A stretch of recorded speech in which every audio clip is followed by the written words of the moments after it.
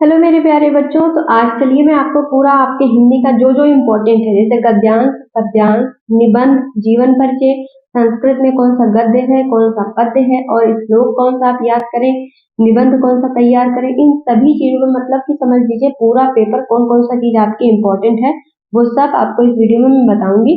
अच्छे से पढ़िएगा, ठीक है। अब देखिए आपको क्या करना है, जो भी मैं इम्पोर्टेंट चल रही हूँ बताने, आपको अपने क्वेश्चन बैंक में या फिर आपको इस जो है टिक करना है या फिर आपको लिख लेना है, ठीक है बच्चों। चलिए अब इस समय समझ लीजिए आपके पास केवल और केवल अगर मैं कहूँ तो मुश्किल से 30 दिनों का समय है और सबसे पहला पेपर आपका हिंदी का है। और आपको बच्चों जो मैं इम्पोर्टेंट बताने चली हूँ केवल आपको बस वही पढ़ना है, पूरा सिलेबस आपको कंप्लीट नहीं करना है। जो इस सिलेबस का आपका इम्पोर्टेंट चीज है केवल आपको ये वाला पोर्शन आपको कंप्लीट करके पढ़ना है, ठीक है। और इस समय तो इतना मुश्किल होता है जानना कि कौन सा चीज इम्पोर्टेंट है। तो बच्चों मैं आपको हर चीज हर एक सब्जेक्ट में इम्पोर्टेंट बता रही हूँ, अच्छे से पढ़िएगा। सबसे पहले देखिए पद्यांश पर आधारित जो आपका महत्वपूर्ण खंड आता है, पहले समझिए कितने नंबर का आता है, आपका 6 नंबर का। तो कौन कौन सा इम्पोर्टेंट, चलिए एक तरफ से देखते हैं। चरण कमल डैश डैश सिंह पाई, ये वाला जो आपका पद्य है बहुत इंपॉर्टेंट है बच्चों, इसको आपको अपने क्वेश्चन बैंक में टिक कर लेना है और इसको बार बार तैयार करना है। दूसरा है ऊधो मन डैश डैश और नहीं जगदीश। तीसरा निर्गुण कौन डैश डैश मति नासी। स्टार्ट इस शब्द से होगा, लास्ट में ये शब्द रहेगा, ठीक है। आपको ऐसे ढूंढ लेना है अपने क्वेश्चन बैंक में। चौथा है तीस कुंजरहु कमठ को कड़हाऊ। पांचवा शीर्ष जटा उर डैश डैश रावरी को है।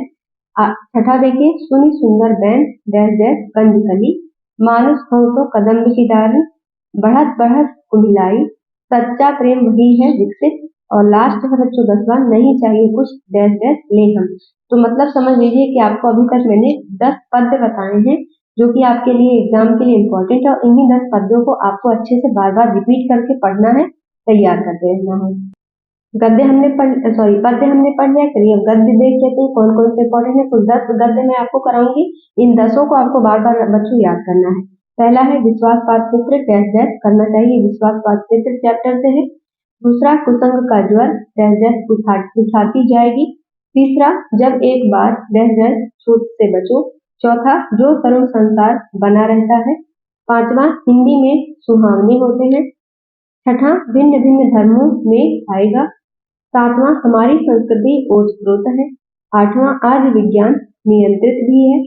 नवा ईर्ष्या का यही पड़ती है डैश डैश, ये पड़ती है। 10वां है मानव सदा डैश डैश काम करती है। तो कुल ये भी आपके जो एग्जाम में आएगा वो बच्चों कुल कितने नंबर में आएगा, कुल 6 नंबर में आएगा। और मैंने आपको 10 इंपॉर्टेंट गद्य बता दिए हैं, उन्हीं को आपको बच्चों बार बार तैयार करना है और एक्स्ट्रा आपको नहीं पढ़ना है। जो मैं बता रही हूँ ना बहुत ज्यादा इंपॉर्टेंट है और बिल्कुल छांट के मैंने आपके लिए रखा है, बस आपको इतना रिवीजन मानना है, ओके। चलिए अब देख लेते हैं संस्कृत खंड में कौन सा इंपॉर्टेंट है। गद्य और पद्य में दोनों अभी 5-5 नंबर में पूछे जाएंगे, गद्य पद्य दोनों। चलिए इसको पास तैयार करते हैं, 5-5 आपको मैं क्वेश्चन बता रही हूँ, यही आपको बार बार पढ़ना है। पहला है वाराणसी सुविख्याता प्रशंसित। दूसरा है ऐसा नगरी भाषायाम करिता। तीसरा एकदा बहवच्चा अस्ति अस्माकं संस्कृति दृढ़ता। और लास्ट है 5वां इयम नगरी डॉट डॉट परिपाले। बच्चों देखिए मैं आपको इसलिए जल्दी जल्दी बता रही हूँ, आपको केवल टिक करना है अपने क्वेश्चन बैंक या फिर किताब में और उसको बार बार रिवीजन मारना है। जो इम्पोर्टेंट है केवल वही पढ़िएगा, एक्स्ट्रा चीजें मत पढ़िएगा, क्योंकि ऐसा होता है ना कि हम ज्यादा चीजों के चक्कर में रहते हैं और जो हमें इम्पोर्टेंट हम वो पढ़ना भूल जाते हैं।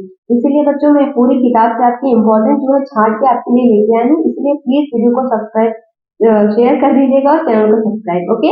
चलिए जो संस्कृत गद्य खंड है उसमें आधारित जो पद्यांश है इम्पोर्टेंट, उसको देख लेते हैं। दोनों ही 6-6 नंबर में आपसे, सॉरी 5-5 नंबर में आपसे पूछे जाने वाले हैं। पहला है किम न हित्वा सुखी भवे। दूसरा किसुदम गुरुता प्रसाद। तीसरा सर्वे भवन्तु सुखिनः सर्वे सन्तु निरामया, ये वाला है। चौथा बंधनम मरणम निवारयः। पांचवा है निर्छिर पालिष्यति कहा। ये 5 आपके लिए पद्य संस्कृत के इंपॉर्टेंट है बच्चों, इनको अच्छे से तैयार कर लीजिएगा, जो कि आपके एग्जाम में 5 नंबर में पूछे जाने वाले हैं। जो कि पद्यांश और गद्यांश दोनों ही आपसे 5-5 नंबर में पूछे जाएंगे, इसलिए दोनों को अच्छे से देख लीजिए और स्क्रीनशॉट अगर ले सके तो ले लीजिए, क्योंकि आपको ये याद रहेगा, ठीक है, कि आपको ये वाला टिक करना है। जो लास्ट टाइम है यही पढ़ती रहेगा बच्चों, इसके अलावा इम्पोर्टेंट नहीं है, कोई किताब पढ़ने के चक्कर में मत रहिएगा। श्लोक लेखन चलिए देख लेते हैं, 2-2 नंबर में आपसे पूछा जाएगा। 2 श्लोक मैं आपको बताऊंगी। और हाँ एक चीज मैं आपको क्लियर कर दूं, बच्चे क्या करते हैं, जो आपके जैसे मान लीजिए ये वाला श्लोक आया, ठीक है, मान लीजिए ये वाला आपका पहला वाला श्लोक आपके एग्जाम में आ गया, इसको आपको व्याख्या करनी है। तो जो ये व्याख्या करनी है, यही श्लोक क्या करते हैं बच्चे, जैसे श्लोक 2 नंबर में आता है लिखने के लिए, और उसमें साफ साफ लिखा रहता है कि ऐसा श्लोक लिखिए जो इस आपके जो है पेपर में ना आया हो। तो बच्चों इस बात पे ध्यान रखिए, एग्जामिनर बेवकूफ नहीं होता है। जो बहुत बच्चे क्या करते हैं कि जो आया होता है वही सेम वहां पे लिख देते हैं, ऐसा मत करिएगा, लिखने का कोई फायदा नहीं, नंबर नहीं मिलता है। जो आपको दो इंपॉर्टेंट बता रहे हो, अगर मान लो इसमें से एक भी आया तो आप उसका व्याख्या कर दें और दूसरा लिख दें। अगर मान लो दोनों नहीं है तो बहुत अच्छी बात है, दोनों आपको याद रहेगा, कोई सा भी आप लिख सकते हैं अपनी चॉइस के हिसाब से। 2 नंबर में आपसे ये पूछा जाता है, पहला है बंधनम मरणम वाति जयो वाति पराजया भयत मोगीरा वीर भावी वारिता। दूसरा है सर्वे भवन्तु सुखिनः सर्वे सन्तु निरामया सर्वे भद्राणि पश्यन्तु मां कश्चित् दुःख भाग् भवेत्।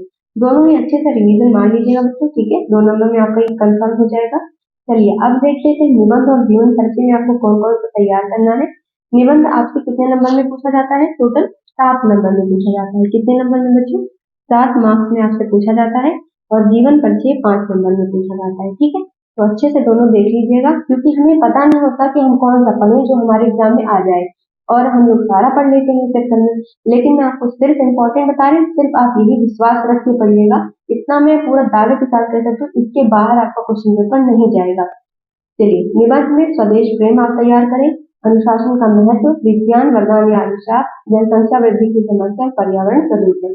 और मुझे लगता है 4 और 5 जो चौथे 5वें नंबर पे ये दोनों इनके आने के ज्यादा चांसेस है। और बाकी मुझे लगा कि 70% आ सकता है, और बाकी मुझे 90% उम्मीद है 4 और 5वें पे आ सकती है वाला। तो आप इसको तैयार करें। जीवन परिचय में कौन सा आपको तैयार करना है, जयशंकर प्रसाद का, आचार्य रामचंद्र शुक्ल, राजेंद्र प्रसाद, गद्य के ये तीनों, पद्य में सूरदास, तुलसीदास, महादेवी वर्मा। 3-3 आप याद कर लेंगे तो अच्छे से आपको तैयार हो जाएगा। और मैंने जीवन परिचय आपको लिखना कैसे है उस पर वीडियो बच्चों बना के दिया हुआ है, और मैंने उसमें जयशंकर प्रसाद का जीवन परिचय लिख के भी बताया है। तो अगर आप चाहें तो वही सेम जीवन परिचय आप वहां से वीडियो से नोट कर लें, वही सेम याद तैयार कर लें और वही जाके अपने एग्जाम में लिख के आए, क्योंकि मैंने बहुत अच्छे तरीके से आपको लिख के समझाया है कि जीवन परिचय आपको कैसे लिखना चाहिए, ताकि आपकी 1 मार्क्स भी कम ना हो, ठीक। चलिए बच्चों, अब मैंने आपको संस्कृत प्रश्नोत्तर कराऊंगी। पहले आपको पेपर का पैटर्न मैं बता दूं कि कैसे आपको प्रश्नोत्तर आएगा। टोटल आपको 4 क्वेश्चन दिए रहेंगे, जिनमें से आपको 2 क्वेश्चन करना होगा, और ये दोनों एक एक क्वेश्चन जो होंगे वो 2-2 मार्क्स के होंगे, माने कि टोटल 4 मार्क्स में आपको क्वेश्चन आंसर करने को आएगा। तो इस वीडियो में मैं आपको 15 क्वेश्चन चलिए बता देती हूँ, ताकि आपको अच्छे से हर एक क्वेश्चन तैयार हो जाए, और यही क्वेश्चन आपको बार बार रिपीटेडली पढ़ना है। पहला है, वाराणसी नगरी कस्याम नद्या कूले स्थित, मतलब वाराणसी नगरी किस नदी के किनारे स्थित है। आंसर, वाराणसी गंगाया नद्या कूले स्थित, वाराणसी नगरी गंगा नदी के किनारे स्थित है। मैं बहुत ज्यादा स्पीड में इसलिए बता रही ताकि आपके पास अब समय नहीं है, और मैं नहीं चाहती आपका टाइम वेस्ट हो। बहुत सारे यूट्यूबर्स आपने देखा होगा एक ही 2 क्वेश्चन के अराउंड बहुत ज्यादा लंबा खींच देते हैं, ताकि उनका अच्छा खासा व्यूज जाए। तो ये सब मैं बिल्कुल नहीं चाहती, मैं आपको केवल इंपॉर्टेंट बता रही हूँ, आपको सिर्फ इंपॉर्टेंट पे ध्यान देके पढ़ना है, ठीक है। मेरा उद्देश्य बच्चों यही है कि आपको हर एक चीज में बता सकूं। दूसरा क्वेश्चन, वाराणसी कस्या भाषाया केंद्रम अस्ति, वाराणसी नगरी किस भाषा के केंद्र है। तो वाराणसी संस्कृत भाषाया केंद्रम अस्ति। ओके। तीसरा सवाल, वाराणसी किमर्थम प्रसिद्ध, वाराणसी किस लिए प्रसिद्ध है। वाराणसी विद्या दर्शन साहित्य धर्म कला शिल्पार्थम प्रसिद्ध अस्ति। चौथा सवाल, वाराणस्यम गेहे गेहे किंजोदते, वाराणस्यम गेहे गेहे विद्याया विद्यम ज्योति ज्योतिषे, ठीक है। पांचवा सवाल, सुवर्णस्य मुक्त दुखम किम अस्ति, सोने का मुक्त दुख क्या है। यथा जनमा गुंजया तोल्यन्ते इति सुवर्णस्य मुक्त दुखम अस्ति। ये हो गए 5 सवाल। चलिए छठा क्वेश्चन, भ्रमरे चिंतयति गजः किम अकरोत्, भ्रमरे चिंतयति गजः नलिनीम जहार। तो 7वां सवाल, कुरु राजा केन सह युद्धम अकरोत्, 7वां आंसर बनेगा कुरु राजा अलक्षेन्द्रेण सह युद्धम अकरोत्। बच्चों देखिए ये अलक्षेन्द्रेण शब्द पे आप बहुत ध्यान रखिएगा।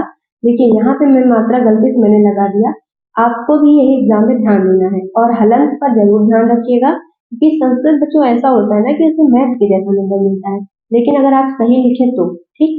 चलिए, भले भले ही आपने आंसर सही लिखा हो, लेकिन अगर हलंत या फिर शब्दों में आपको लिखने में गलती हुई है तो आपको पूरे मार्क्स कट जाते हैं। जैसे होता है ना मैथ्स में, भले ही पूरा आंसर लिखा पर अगर उसका आंसर गलत हो गया तो पूरे नंबर कट जाते हैं।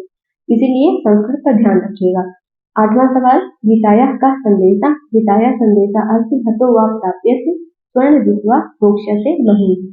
चलिए आगे सवाल देखते हैं। नवा ज्ञानं कुत्र संभवति ज्ञानं सर्वत्र संभवति विद्या केन वर्धते विद्या अभ्यासेन वर्धते। देखिए भले ही कोई बच्चा पढ़ने में तेज है लेकिन वो अगर रेगुलर जो है अभ्यास नहीं करता, प्रैक्टिस नहीं करता तो वो कमजोर हो जाता है। तो आप इस घमंड में मत रहिएगा कि आपको बहुत आता है, आता उसी को है और एग्जाम में वही कमाल करता है जो बार बार प्रैक्टिस करता है। इसलिए मैं बोलती हूँ आपको प्रैक्टिस हरदम करनी है। प्रश्न उत्तर नंबर 11 रोगा केन वर्धते रोगा अभ्यासेन वर्धते। चलिए आगे नंबर देखेंगे 12 सवाल 12 नंबर विदेशे मित्रम किमस्ति विदेशे सार्थः मित्रम भवति। देखिए अस्त है यहाँ भवति, दोनों पे ध्यान रखिएगा। संस्कृते अर्थः का मानव जीवन संस्करणम संस्कृति अस्ति। क्वेश्चन नंबर 14 जनः किम हित्वा प्रियः भवति जनः मानं हित्वा प्रियो भवति।